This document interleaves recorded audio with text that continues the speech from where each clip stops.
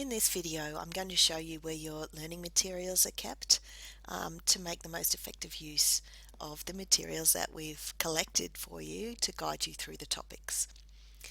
So all your learning materials are in modules, so you just click on modules in the left-hand side menu of the Interact bar, and you'll see a view that looks like this. So the getting started is where important information like this video is stored and how to sign up to the blog and that sort of thing. But what I want to show you in this video is your learning materials. So we have 5 modules with 2 topics in each module in this subject. And they're all set up in a fairly consistent manner. I'm going to show you through some of the ones with the most stuff, just so that you can see the range of learning materials that are available to you.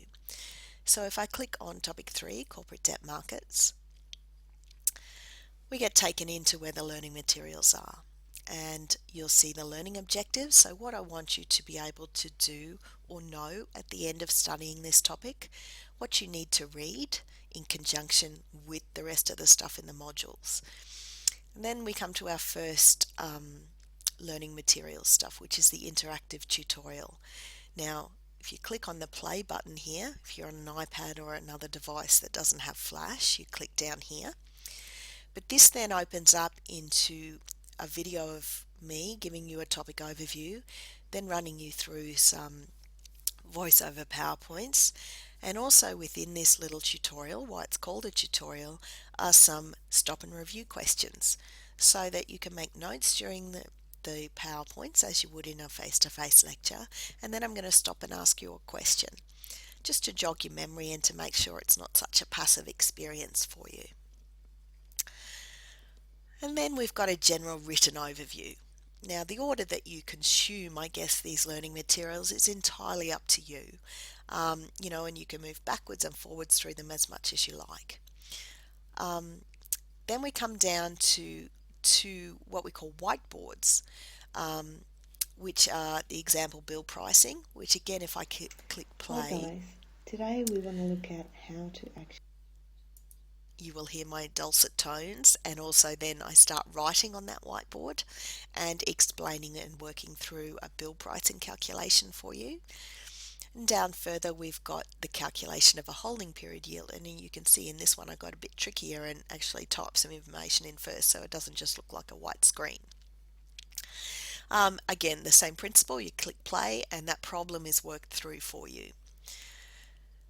Now we come down to the blog part. So when, and this is the first time, when we've got dates that sort of coincide with topics and the blog entry coinciding with a topic, I have put a little blog sign in those topics to just jog your memory that this is related to this topic, this discussion, and that you need to publish your entry. You need to refer to the sign up video for how to do that, to nominate for what group that you're prepared to do. You only have to do one blog entry for the session. You don't have to sign up to every single session. It's just the one, and then you're then a participant reviewing and looking at other people's entries for the rest of that assessment. Then you come down to the review questions and multiple choice quizzes. If you click here, it will take you through to a screen where you can click on the topic 3 multiple choice quiz, which is not for marks, it's for your own learning. You can take that test as many times as you like.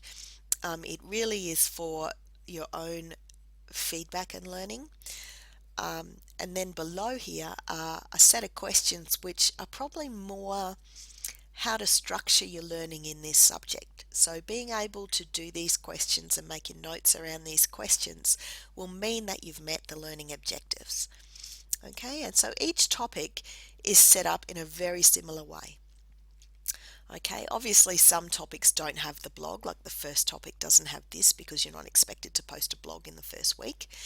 And some of them, the more wordy topics don't have example calculations in them, for example, but the topics where you are required to do calculations will have the whiteboards, but all topics have the interactive tutorial which is the video combined with the PowerPoints and then the stop and review questions. And all topics, of course, have their learning objectives and the required reading, the general overview, and the multiple choice quiz and the review questions.